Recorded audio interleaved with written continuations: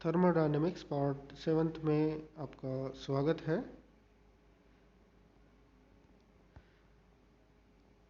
आज हम एंथैल्पी के बारे में पढ़ेंगे। एंथैल्पी, जिसे अंतर्निहित ऊष्मा या पूर्ण ऊष्मा के नाम से भी जानते हैं। इंग्लिश में इसे हीट कंटेंट भी कहते हैं। एंथैल्पी होती क्या है? किसी तंत्र की पूर्ण ऊष्मा को ही एंथैल्पी कहते हैं। कोई भी सिस्टम है, उस सिस्टम की टोटल जो एनर्जी होती है, उस टोटल एनर्जी को हम एंथैल्पी के नाम से जानते हैं।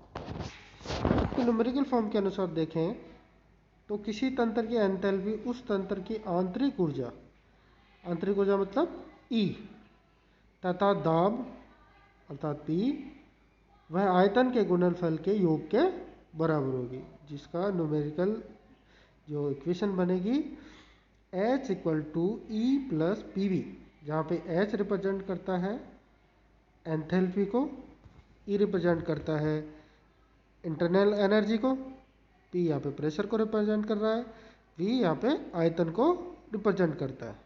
तो यहाँ पे किसी भी सिस्टम की प्रेशर और आयतन के गुणनफल में अगर उसकी आंतरिक एनर्जी को जोड़ दिया जाए तो वह उसकी टोटल एनर्जी होगी, और यह टोटल एनर्जी उसकी एंथैल्पी को रिप्रेजेंट करती है। अब स्थिर दाब पर एंथैल्पी में परिवर्तन के बारे में अध्ययन करेंगे। और अगर हमने क्या कर दिया, दाब को क्या कर दिया, स्थिर कर दिया, तो उसके एंथैल्पी में क्या परिवर्तन होगा? तो एंथैल्पी में परिवर्तन डेल एच से रिप्रेजेंट करेंगे, इक्वल टू आंतरिक ऊर्जा में परिवर्तन डेल ई प्लस प्रेशर, यहाँ पे हमने क्या लिया, स्थिर लिया, तो प्रेशर पे नो चेंज, प्रेशर को एजिट लिखेंगे, और डेल वी अर्थात प्रेशर स्थिर रखेंगे तो आयतन में परिवर्तन और इंटरनल एनर्जी में परिवर्तन एंथैल्पी में परिवर्तन के समान होगा, अर्थात del H equal to del E plus P D V. अब यहाँ पे देखिए आंतरिक ऊर्जा में परिवर्तन हमें पता है किसके बराबर होता है, del E equal to Q plus W. और यहाँ पे क्यू के साथ हमने पी लगाया है, तो वो रिप्रेजेंट करता है एट द कांस्टेंट प्रेशर पे दाब स्तर रखते हैं तो किसी भी तंत्र में दी गई ऊष्मा उसके कार्य और आंतरिक ऊर्जा से संबंध रखती है। तो यहाँ पे देखिए हमने लिखा है del E equal to Q P plus W, और हमें पता है डब्लू बराबर क्या होता है, कार्य। तो कार्य बराबर क्या होगा, माइनस पी डी वी। अब ये वैल्यू डब्लू की हमने आंतरिक ऊर्जा में परिवर्तन की इक्वेशन में रखनी है, तो हमारा इक्वेशन हो जाएगा del E equal to Q P plus minus P D V. देखिए putting the value of W in equation third, तो इक्वेशन थर्ड कन्वर्ट हो जाएगी आपकी डेल ई इक्वल टू, ये देखिए del E equal to Q minus P D V. अब equation third and fourth, equation third और fourth में अर्थात एंथैल्पी में परिवर्तन की इक्वेशन में हमें आंतरिक ऊर्जा के परिवर्तन की वैल्यू को पुट करनी है। तो डेल ई की जगह लिख देंगे आप क्या, Q minus P D V. तो डेल एच हो जाएगा हमारा del H equal to Q bracket में P minus P D V plus P D V. अब यहाँ पे देखिए वैल्यू पी डी वी और पी डी वी दोनों हैं, लेकिन साइन क्या है, अपोजिट है, इसलिए दोनों कैंसिल हो जाएगी, और हमारी एंथैल्पी किसके बराबर हो जाएगी, ऊष्मा के, Q के बराबर। अर्थात स्थिर दाब पर जो ऊष्मा दी जाती है तंत्र को, वह उसकी एंथैल्पी में परिवर्तन के लिए उत्तरदायी होती है। तो यहाँ पे देखिए लैंग्वेज बनी, अतः स्थिर दाब पर किसी तंत्र को दी गई ऊष्मा उस तंत्र के एंथैल्पी परिवर्तन के बराबर होती है। यह हमारी इक्वेशन नंबर 5 हो गई, जो स्थिर दाब पर एंथैल्पी और ऊष्मा में संबंध के बारे में बताती है।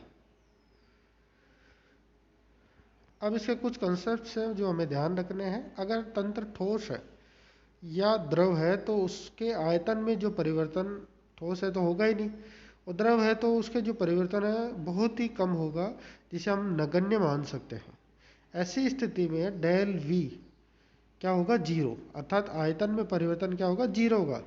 तो हमारा इक्वेशन एंथैल्पी का del S equal to del E plus P D V में डेल वी क्या हो जाएगा, जीरो हो जाएगा। तो हमारी वैल्यू क्या हो जाएगी, del H equal to del E, अर्थात एंथैल्पी में परिवर्तन उसकी आंतरिक ऊर्जा में परिवर्तन के बराबर को रिप्रेजेंट करता है। ऐसा तंत्र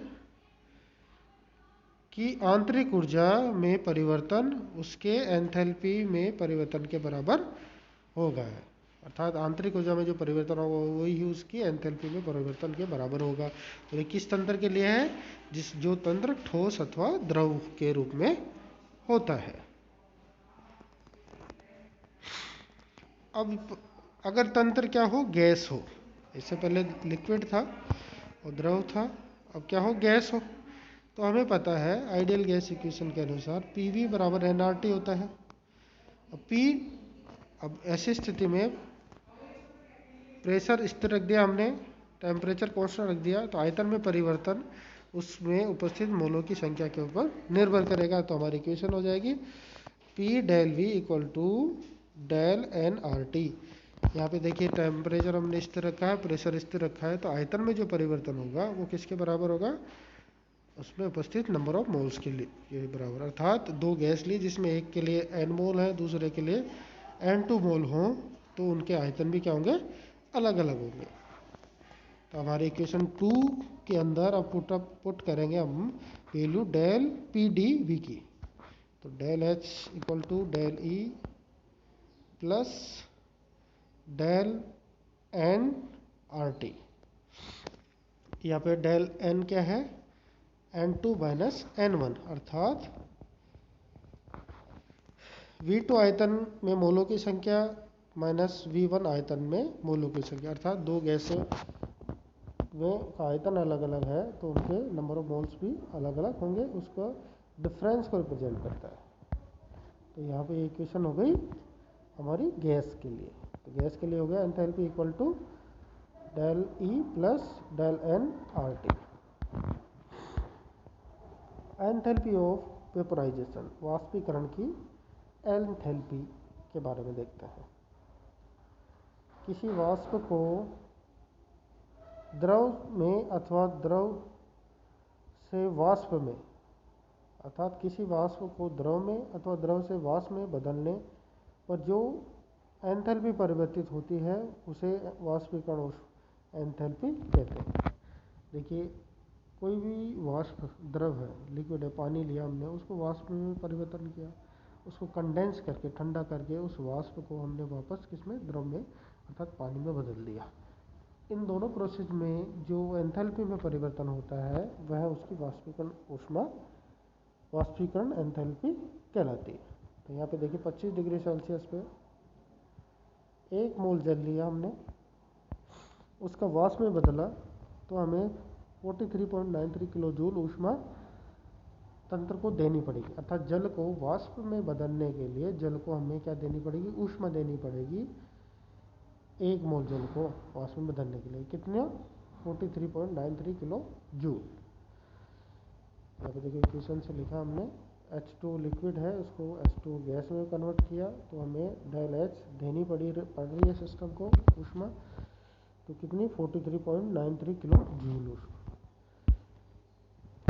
इसी तरीके से अगर 25 डिग्री सेल्सियस पर 1 मोल वाष्प को जल में संघनित करने पर, अर्थात वाष्प है हमारे पास 1 मोल, इसको ठंडा करना है, कंडेंस कर लिए, ठंडा करने पर कितनी ऊष्मा निकलेगी, वो निकल के कहाँ जाएगी, ऊष्मा सिस्टम से निकल के कहाँ जाएगी, सराउंडिंग में। जैसे हम गर्म पानी किसी बीकर में या किसी में वाष्प ली हमने गर्म और उसको ढक के रख दिया तो वो ठंडा होकर वापस पानी में कन्वर्ट हो जाएगी।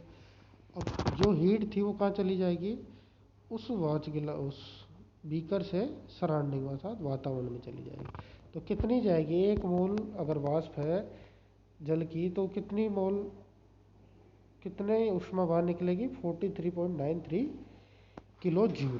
तो यहाँ पे देखो इक्वेशन में लिखा है H2 गैस अर्थात वाष्प ली 1 मोल, उसको हम H2 जल में बदल रहे हैं, तो यहाँ पे हमें -43.93 किलो जूल ऊष्मा मुक्त होगी तंत्र से सराउंडिंग की तरफ।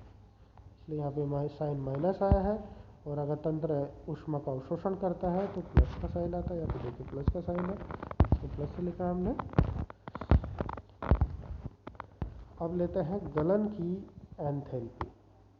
किसी ठोस के द्रव में अथवा द्रव के ठोस में बदलने पर जो एंथैल्पी में परिवर्तन होता है उसे गलन की एंथैल्पी कहते हैं। अर्थात कोई भी ठोस है, अर्थात बर्फ़ को अगर हमने लिक्विड में बदला, पानी में बदला, और पानी को वापस बर्फ़ में बदला, तो एंथैल्पी में कुछ जो चेंज होता है वही उसकी गलन एंथैल्पी कहलाती है। यहाँ पे एग्जाम्पल से समझते हैं। 0 डिग्री सेल्सियस पर 1 मोल जल को गलन एंथैल्पी क्या होगी। अब बर्फ़ से हमने पानी बनाया 1 मोल का 0 डिग्री पे, तो हमें ऊष्मा देनी पड़ेगी उसको, सिस्टम को 6.02 किलो जूल। और यहीं अगर जल को हम फ्रीज करके आइस में बदलें तो हमें 6.02 किलो जूल ऊष्मा मुक्त होगी। तो इस तरीके से